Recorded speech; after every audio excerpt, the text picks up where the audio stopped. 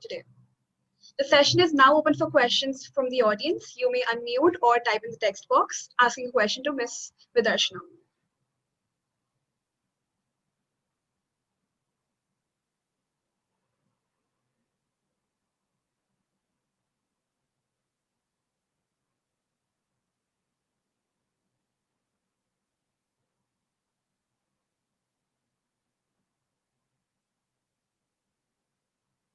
Do we have any questions?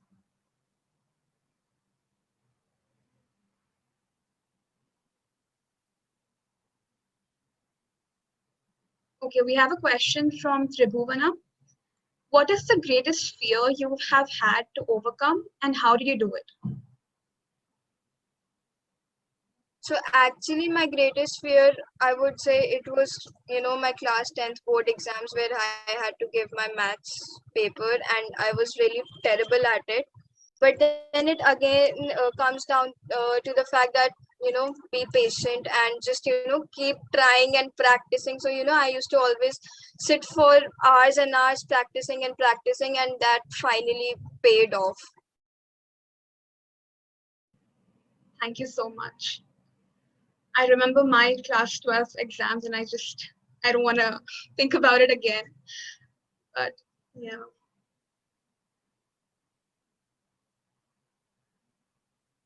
Do we have more questions? Okay, we have another question by Suhani Kabra. How do you try and inculcate these values in your life? For inculcating these values in life, first is to always have a positive perspective towards life. You cannot inculcate patience, you cannot challenge your fears if you are not positive. And one should always view things from a holistic perspective. One should always try to find good in every bad. I'm not saying one should practice toxic positivity, even that is not possible and that is not good for everyone. But yeah, trying to remain positive and having a holistic perspective obviously helps. That's true.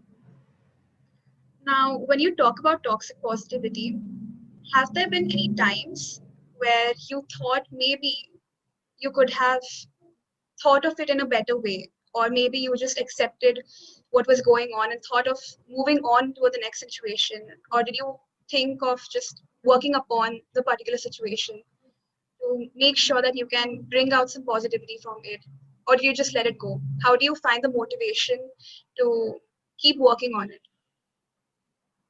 The thing is to if something doesn't go your way, it is better to accept it and start working again, because you can't change what has already been done.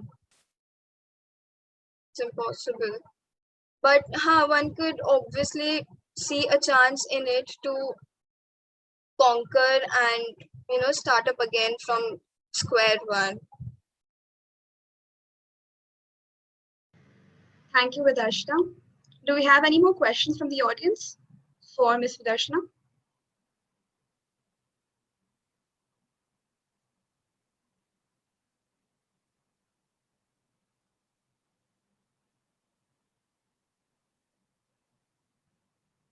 I believe that's it. Thank you so much for the presentation. Now, going back to Mr. Mridul's presentation, there was a slight technical glitch, so we had to pause the question answer session there.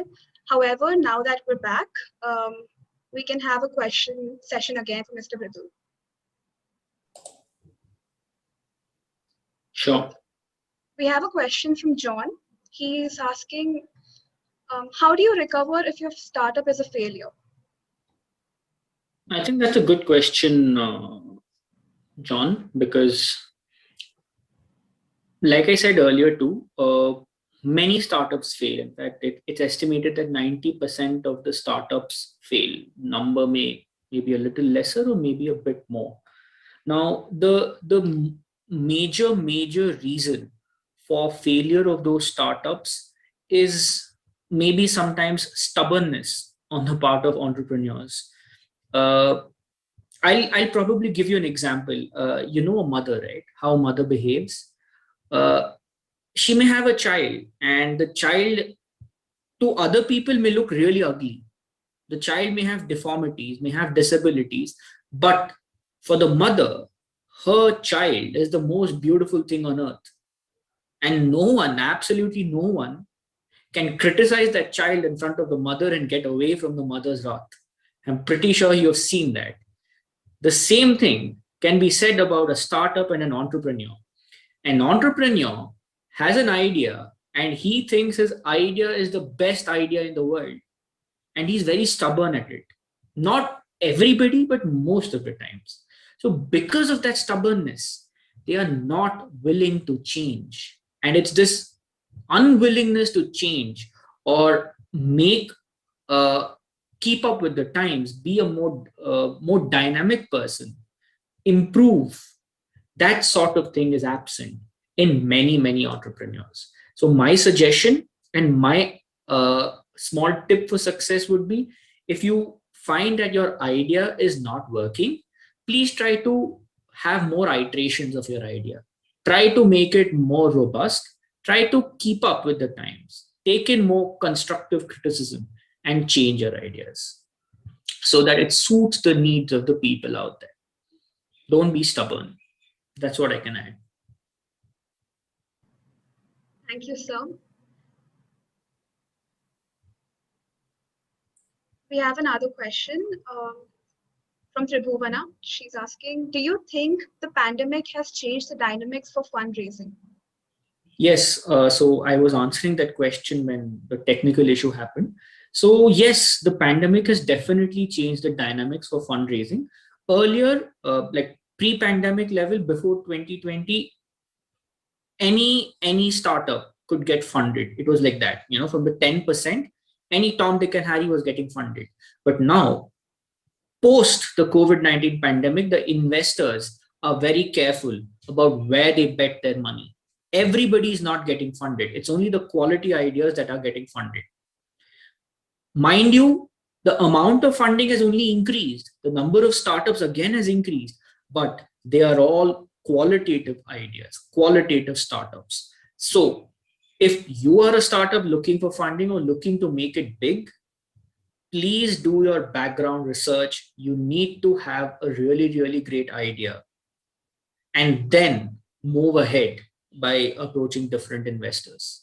That's what I can add. And that's how the pandemic has changed the rules for fundraising. Investors have become more choosy and more careful. Thank you, sir. We had another question which was asked earlier from Pralay. He was asking what papers are needed for the raised fund from an investor. What papers? All right. So before you actually go for an investment, I'm not sure whether he's there, but for that you need to have something called as an MVP. It's a minimum viable product. What do you need to do? You need to first have a problem statement, identify a particular problem which is out there, and then your product, your MVP, should be able to solve that problem statement. So you need to have these two things in place. Now, once these two are in place, other dynamics, other papers will automatically come into the picture. Like what? You need to have a great pitch deck. The pitch deck needs to have all information about your product, about your service, about your idea, about your team. You need to have a great team in place. Number three, you need to have your finances in place. How are you going to convert your idea into a successful and scalable business model? Because at the end of the day, investors are not concerned about your idea.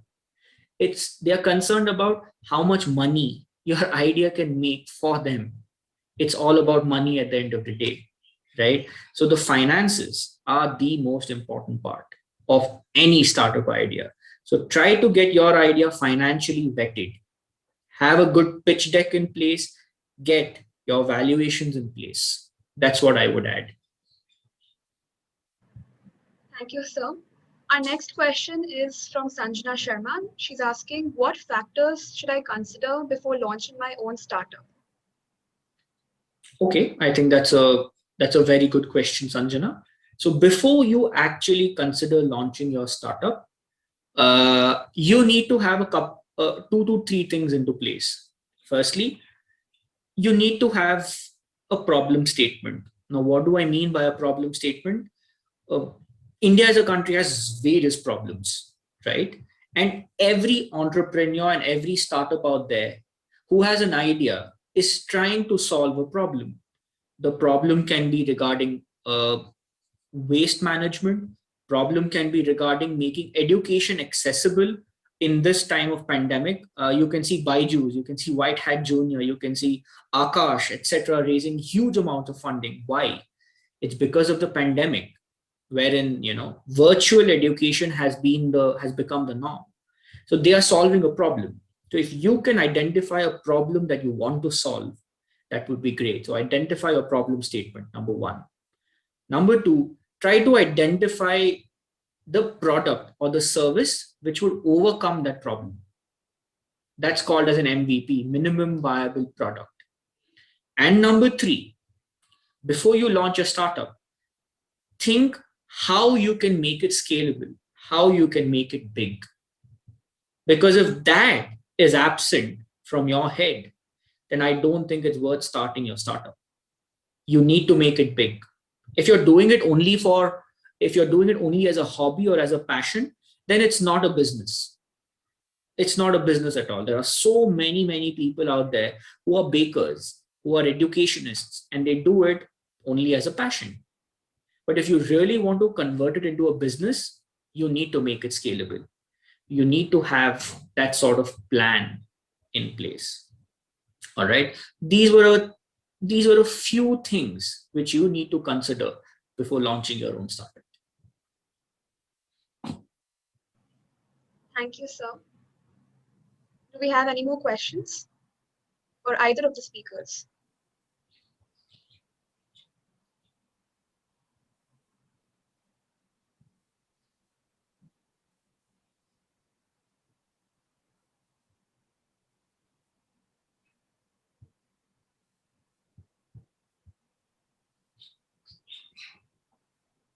All right, I think we don't have any more questions. Thank you so much, sir. Thank you so much, Ridarshana. And I guess that was it from our speakers. We had a lot of fun listening to them and learning from them. And I hope all of you felt the same as well. Now, I just need a few more minutes of your time as we would love to introduce another program of ours called CHARK.